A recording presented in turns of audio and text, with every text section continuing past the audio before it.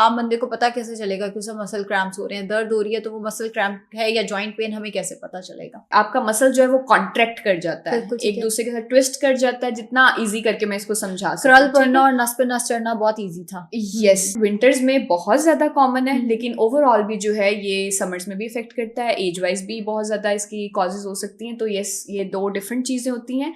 करल पड़ना यानी कि क्रैम्प्स होना, इसकी कॉजेज के अंदर ये है कि एक तो आपका पानी का इंटेक, अच्छा ज्यादा ये एथलीट्स को होता है, या फिर जो लोग ज्यादा ट्रेवलिंग कर रहे होते हैं। सॉल्ट का इम्बैलेंस होगा, यानी इलेक्ट्रोलाइट्स इम्बैलेंस होंगे, आपके सोडियम और पोटेशियम इम्बैलेंस हो जाएंगे, तो आपको करल पड़ेगा। बिल्कुल ठीक है। इनवोलेंट्री एक्शन है मसल का, तो इस पे कंट्रोल नहीं है। सोने से पहले अपनी लेग एलिवेशन करके सोया करें, सीधी टांग ऊपर उठानी है और इसको थोड़ा सा लेग रेज दें 10 टाइम्स। ठीक है डॉक्टर मरियम, अगला हमारा जो टॉपिक आने वाला है वो है मसल क्रैम्प। सबसे पहले तो ये बताएं कि आम बंदे को पता कैसे चलेगा कि उसे मसल क्रैम्प्स हो रहे हैं, दर्द हो रही है तो वो मसल क्रैम्प है या जॉइंट पेन, हमें कैसे पता चलेगा? देखिए, बहुत डिफरेंट चीज हैं दोनों चीजें। आम अल्फाज में इसको कहते हैं करल पड़ना, मसल क्रैम्प, यानी आपके लोग आम अल्फाज में इसको नस पे नस चढ़ना भी कह रहे होते हैं। आपका मसल जो है वो कॉन्ट्रैक्ट कर जाता है, एक दूसरे के साथ ट्विस्ट कर जाता है। जितना इजी करके मैं इसको समझा सकती हूँ, क्रल पड़ना और नस पे नस चढ़ना बहुत इजी था। यस, तो वो बहुत ज्यादा कॉमन है, विंटर्स में बहुत ज्यादा कॉमन है, लेकिन ओवरऑल भी जो है ये समर्स में भी इफेक्ट करता है। एज वाइज भी बहुत ज्यादा इसकी कॉजेज हो सकती हैं। तो यस, ये दो डिफरेंट चीजें होती हैं।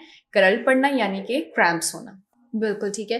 एंड जो क्रल पड़ते हैं हमें, इससे हम बच कैसे सकते हैं? पहले तो मुझे बताएं इसके कॉजेज क्या है, क्यों लोगों को क्रल पड़ते हैं? कहते हैं पोटेशियम की कमी से पड़ते हैं। यस यस यस, बिल्कुल।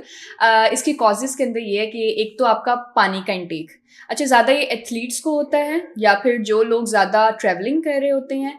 अब ये किस तरह से रिलेट करता है? एथलीट्स जो हैं सन के नीचे ज्यादा रह रहे हैं, they are exposed to the sun, और पानी नॉर्मल उसके बाद इंटेक कर लें। या आप ट्रेवल कर रही हैं तो आप बहुत ज्यादा ट्रेवलिंग कर रही हैं, लेकिन उसके बाद आप नॉर्मल पानी पी रही हैं, तो वो जो स्वेट है, जो आपकी बॉडी के अंदर रिक्वायर्ड सॉल्ट इंटेक था, वो किस तरह से पूरा होगा? सॉल्ट का इम्बैलेंस होगा, यानी इलेक्ट्रोलाइट्स इम्बैलेंस होंगे, आपके सोडियम और पोटेशियम इम्बैलेंस हो जाएंगे, तो आपको करल पड़ेगा। बिल्कुल ठीक है। तो एक रीजन तो ये हो गई है। दूसरा सिंपल, फिर वही बात, आप डिहाइड्रेट रहते हो तो मसल को प्रॉपर वाटर सप्लाई नहीं मिल रहा होता है, जो कि सोडियम और पोटेशियम ने ही हेल्प करना है, तो फिर आपको करल पड़ता है। तो ये दो बेसिक रीजन है, आपके इलेक्ट्रोलाइट्स इम्बैलेंस होना और आपका डिहाइड्रेट रहना। और इससे हम बच कैसे सकते हैं?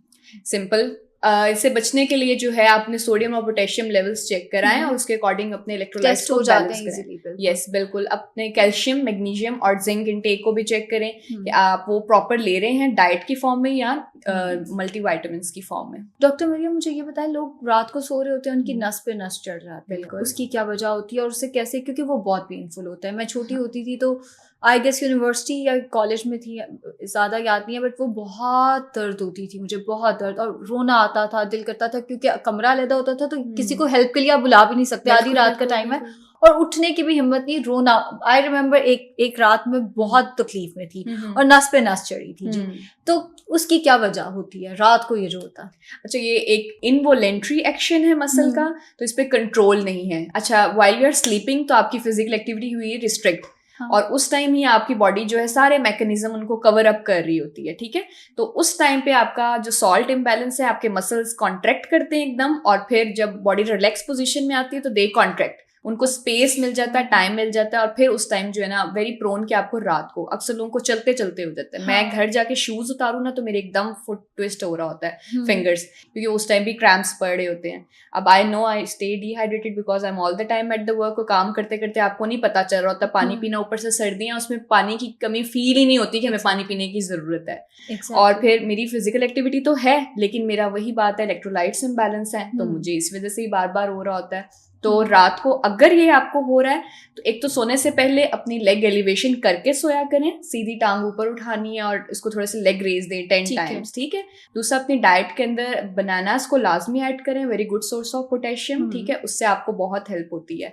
तीसरा, अगर ये हो जाए व्हाइल यू आर वर्किंग या व्हाइल यू आर स्लीपिंग, तो फौरी तौर पर हिम्मत करके, क्योंकि ये बहुत पेनफुल होता है, तो हिम्मत करके आपने उठना और फौरी तौर पे अपने पाँव पे जोर देना है, वॉल को पुश करें और टांगों पे वजन दे दें, फौरी तौर पे ये ठीक हो जाता है। Thank you so much doctor Mariam. सबसे अच्छी जो चीज़ आज मुझे मिली है ना, वो रेमेडी है इसकी, क्योंकि मैं नहीं चाहती ये ज़िंदगी में मुझे कभी दोबारा हो, बड़ा पेनफुल होता है।